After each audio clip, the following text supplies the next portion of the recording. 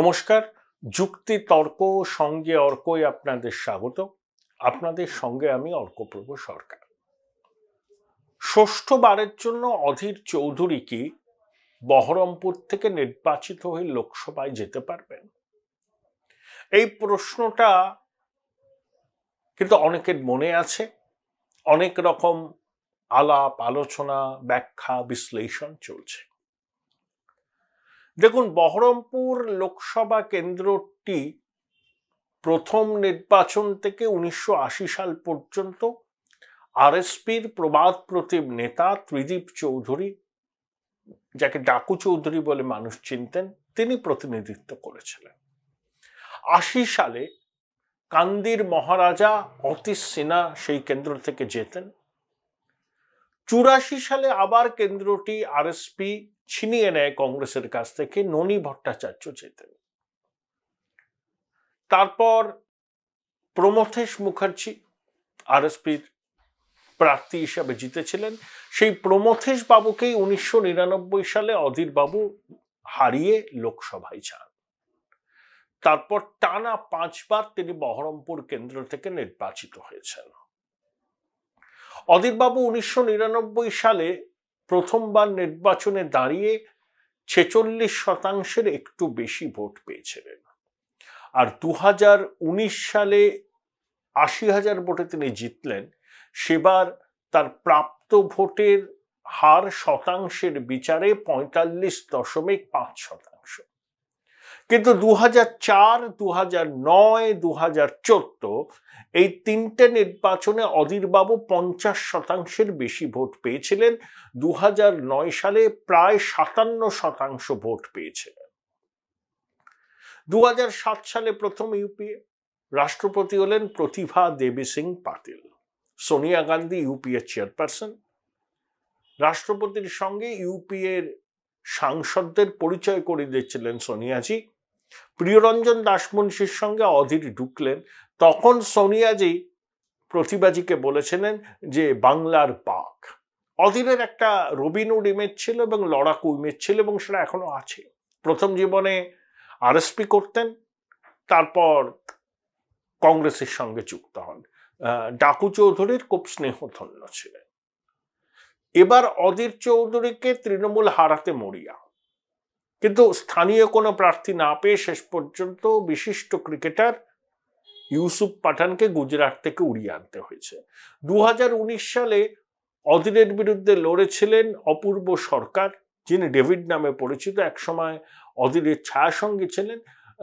শুভেন্দু অধিকারী ওই সময় তৃণমূলের পক্ষ থেকে মুর্শিদাবাদ, মালদা এবং 2 দিনাজপুর জেলার পর্যবেক্ষক ছিলেন, এবং শুভেন্দু মমতাকে বলেছিলেন যে মুর্শিদাবাদকে তিনি কংগ্রেস মুক্ত করবেন। শুধুমাত্র অধীর চৌধুরীকে তিনি হারাতে পারেননি। বাকি 2টো আসনে কিন্তু তৃণমূল জিতেছিল, জঙ্গিপুরে খলিলুর রহমান এবং মুর্শিদাবাদে আবু তাহের। অধীর চৌধুরীর বিরুদ্ধে 2019-এ বামেরা কোনো প্রার্থী দেননি, যদিও হাড্ডাহাড্ডি লড়াইয়ে 80,000 ভোটে অধীর চৌধুরীকে জিততে দেখা গিয়েছিল। এবং আপনাদের যদি মনে থাকে, 2019-এর লোকসভা নির্বাচনে যেদিনকে বহরমপুর কেন্দ্রে ভোট হলো, অধীর চৌধুরী সকাল থেকে বহরমপুরের বিভিন্ন বুথে ঘুরে বেড়ান এবং বহরমপুরই তার সম্মান রক্ষা করেছিল। বহরমপুর লোকসভার মধ্যে 7টা বিধানসভা আছে: বড়োয়া, কান্দি, নওয়াদা, রেজিনগর, ভরতপুর, বেলডাঙ্গা এবং বহরমপুর। এই 7টির মধ্যে 6টি তৃণমূলের দখলে। বহরমপুরে বিজেপি জিতেছে অধীর বাবুর একেবারে বলতে পারেন দক্ষিণস্থ মনোজ চক্রবর্তীকে হারিয়ে। বহরমপুরে 50% মুসলমান মানুষের বাস, 45% হিন্দু। আবার হিন্দুদের মধ্যে 13% এসসি, বাকিটা এসটি। 82% বহরমপুর লোকসভা কেন্দ্রের ভোটাররা গ্রামীণ এলাকার বাসিন্দা, 18% শহর এলাকার বাসিন্দা। তাহলে 50% মুসলমান ভোট যদি তৃণমূল এবং কংগ্রেসের মধ্যে ভাগাভাগি হয়ে যায়, আর হিন্দু ভোটের যদি মেরুকরণ হয়, তাহলে বহরমপুরে চমকপ্রদ ফল হতে পারে। বিজেপি এবার যাকে প্রার্থী করেছেন তিনি বহরমপুরের ভূমিপুত্র অধীরবাবুর ঘনিষ্ঠ বন্ধু বিশিষ্ট চিকিৎসক ডক্টর নির্মল সাহা। পারিবারিক সূত্রে তিনি আরএসএস এর সঙ্গে যুক্ত, অত্যন্ত সুনাম রয়েছে চিকিৎসক হিসেবে তার, এবং এলাকায় তার ভাবমূর্তি খুব ভালো, খুব উজ্জ্বল। সেটা অধীরবাবুকে তিনি বলেছেন ও আমার দীর্ঘদিনের বন্ধু। তো অধীরবাবু এই ধরনের সম্পর্ক ব্যক্তিগত স্তরে ভীষণ রকম ভাবে রাখেন। এটাই কি সংসদীয় গণতন্ত্রে এরকমই হওয়া উচিত। 2021 বিধানসভা নির্বাচনে 100টা মুসলমান ভোটের মধ্যে 91টা পেয়েছিল তৃণমূল। তাই মালদা, মুর্শিদাবাদ, দিনাজপুর কোথাও কংগ্রেস বাম কেউ খাতা খুলতে পারেনি। যে মুর্শিদাবাদকে আমরা কংগ্রেসের দুর্গ বলে মানতাম, সেখানে তৃণমূল 2016 সালেও সেভাবে খাতা খুলতে পারেনি। 19 সালে তারা 2টো লোকসভা কেন্দ্র জিতলো, আবার 21 সালে তৃণমূল সবাইকে ধুয়ে মুছে সাফ করে দিয়েছিল, প্রবল মেরুকরণ হয়েছিল।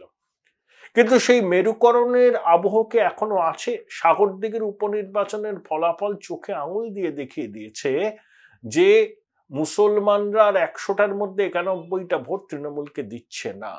যে কেন্দ্রে সুব্রত সাহা 50,000 ভোটে জিতেছিলেন 21-এ, সেই কেন্দ্রে উপনির্বাচনে তৃণমূল হেরেছিল 23,000 ভোটে। মুসলমান ভাই বোনদের মধ্যে তৃণমূলের বিজেপি বিরোধিতা নিয়ে এখন সংশয় হয়েছে, কারণ তারা যতই বিজেপি বিরোধী আস্ফালন করুন না কেন, তলায় তলায় তারা বিজেপিকে সমর্থন করে। অনেক ক্ষেত্রে রাজ্যসভা থেকে ওয়াকআউট করে বিজেপির সুবিধা করিয়ে দিত, এটা সবাই বুঝতে পেরেছেন। আসলে শুভেন্দু বলেছেন না, মুসলমানদের তৃণমূল তেজপাতার মতো ব্যবহার করে। তো জগদীপ ধনকরের সঙ্গে বাগযুদ্ধ জড়ালো তৃণমূল, কিন্তু যেই তিনি উপরাষ্ট্রপতি পদে প্রার্থী হলেন তৃণমূল তাকে সমর্থন করে দিল।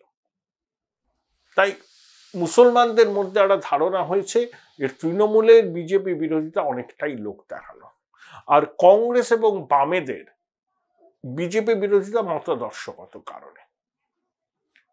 অধীরবাবু জিতলে কখনোই বিজেপির সঙ্গে যাবেন না, আবার বামেরা এবারে অধীরের এগেনস্টে প্রার্থী দেননি। আবার মুর্শিদাবাদ কেন্দ্রে সেলিম দাঁড়িয়েছেন, সেখানে কংগ্রেসের সমর্থন যাতে সেলিম পান সেটা নিশ্চিত করতে অধীরবাবু উঠে পড়ে লেগেছেন।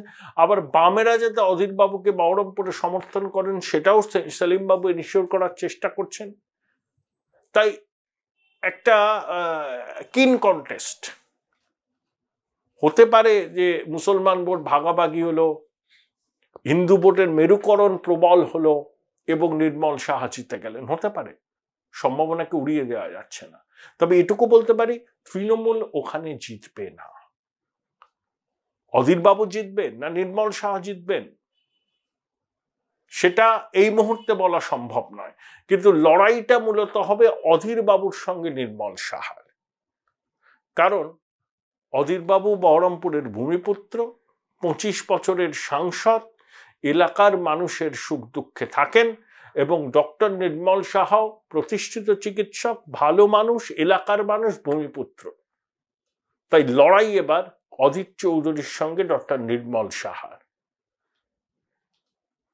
তৃণমূল ইউসুফ পাঠানকে ভোটের ময়দানে নামালেও, তার মুখকে বাজি ধরলেও শেষ পর্যন্ত বোধহয় এবারও তারা বহরমপুরে সফল হবেন বলে মনে হচ্ছে না। Join Indian Institute of Hotel Management now. Right choice, right decision.